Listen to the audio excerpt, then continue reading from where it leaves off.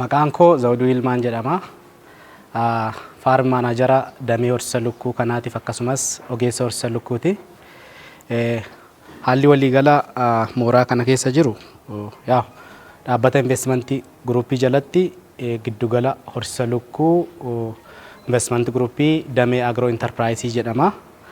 Waliigalatti kaayyoon giddugala keenya oomishaa fi oomishtummaa lukkuuf akkasumas bu'aa lukkuu dabaluudha. Foon lukkuu, killee lukkuu fi cuucii guddisuudhaan sadarkaa qeebitti baasnee gurguruudha jechuudha. Kana keessatti giddugalichi carraa hojii uumuu irratti dargaggoota naannoo 42 hanga 63 oliitiif kan carraa hojii uumeefidha. Oomisha killeeti. Itti aansee foon lukkuuti jechuudha. Lukkuulee sanyii killeedhaaf ta'an lukkuu 20,000 oli kan guyyaarraa killee sassaabanii oolu.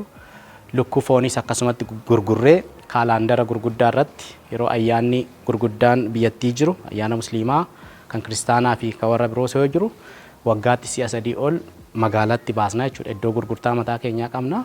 Kilaasteroota qonna magaalaatiin inisheetiiviin qonna magaalaa eegalabsame booda sagantaa maaddii madaalawaa yookaan leemaa turfaa jedhuun kan kabajamoo muummichi ministeera keenya labsan haalaaf qabatama magaalaa keenyaatti maal akka fakkaatu potenshaala akka magaalaatti qabnu karaa giddugala godhatee yaadamee kan jalqabamedha. Kaalandarii foon lukkuu itti barbaadamu saniin killeen guyyaarraa kan bahu kan har'a oomishame boru bahaa jechuudha. Inni biraa faayidaan inni guddaan giddugala keenya carraa hojii uumuutti aanee wabii midhaan nyaataa mirkaneessuu keessatti akkuma beekamu pirootiinni karaa salphaadhaan argachuu dandeenyu bu'aalee lukkuurraa foon lukkuu akkasumas killee lukkuutirraa jechuudha. Itti aansee wabii midhaan nyaataa mirkaneessuu caalarree nutritional security nyaanni lukkuurraa argannu dhangaalee lukkuurraa argannu nyaata gosa kamii caalayyuu nyaata fayya qabeessa fi bu'aa qabeessa waan ta'eef sirriitti gama wabii midhaan nyaataatiin irratti hojjenna. Inni biroo qaala'insa jiruun wal qabatee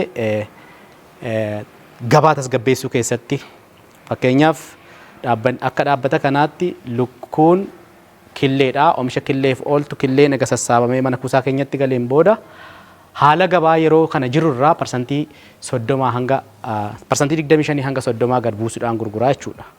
Jalqaba gaafa jalqabnu birrii 9 killee kan eegalle adaduma galteewwan garaagaraa gatiinsaa dabalaa deemuun hanga qarshii 17tti gaheera jechuudha. Gabaan alatti gara gabaa alaatti gaafa baanee ilaallu qarshii 23, 24, 25 bitamaa jechuudha. Inni biraa cuucii guyyaa tokkos guddisuudhaan maayikiroo enterpiraayizii wanti xiqqaan dargaggoota gurmaanii hojii kanarratti bobba'an sheedii fudhataniif guddisnee kan guyyaa 45 kan ji'a 2 kan ji'a 3 isaaniif baasnaa jechuudha. Inni sadaffaan lukkuu foonichi duratti ibseera. Afraffaan baay piroodaktidha. Weestiin mana kana keessa jiru balfi kosiin lukkuudha. Akka balfaatti nuun darbannu jechuudha. Akka agro enterpiraayisiitti dhaabbatuma kana jalatti hortikaalcharii qabna. Kuduraaf muduraalee iddoo itti oomishnu qabna waan ta'eef akkasumas misooma koldarii magaalatiif balfi yookiin kosiin lukkuudhaas keessa jiru kuntaalan hanga isaan barbaadaniin lukkuulee keessaa baasneen booda gara sanitti deemnaa. Gabaa kan tasgabbeessuun karaa lamaan.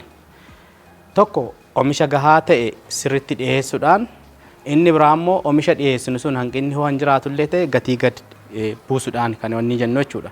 Nuti oomishni guyyaarraa giddugala kana keessaa bahu akka waliigalaatti iddoo gurgurtaa 2 qabna. Hojjetaa mootummaadhaaf addatti, jiraataa magaalatiifis addatti jechuudha. So haalli gurgurtaa keenyaa amma irratti gatii galteewwan nu kara mana kanaatti galchinuu irratti dipendi ta'a jechuudha. Baasiin nu killee takka argachuudhaaf investi goonu hangam jedhamee ija ogummaatiin ilaalamee sana booda haala gabaa yeroo san jirurraa parsantii 30 gadi buusna jechuudha. For example magaalaa Adaamaatti irratti imaaxaas haa ta'u suuqa garaagaraas haa ta'u dhaqxanii yoo gaafattan killee qarshii 24, 25. Nu biratti naannoo qarshii 17tiin gurguramaa jechuudha qarshii 9 eegalle. Gaafa qarshii 9 gurgurru magaalatti qarshii 15 ture. Gaafa qarshii 12 gurgurru 17 18 ture. Bifa saniin haala magaalaa laalaa akkaatuma saniin parsantii 25 hanga 30 gadi buusaa gurgurraa jechuudha.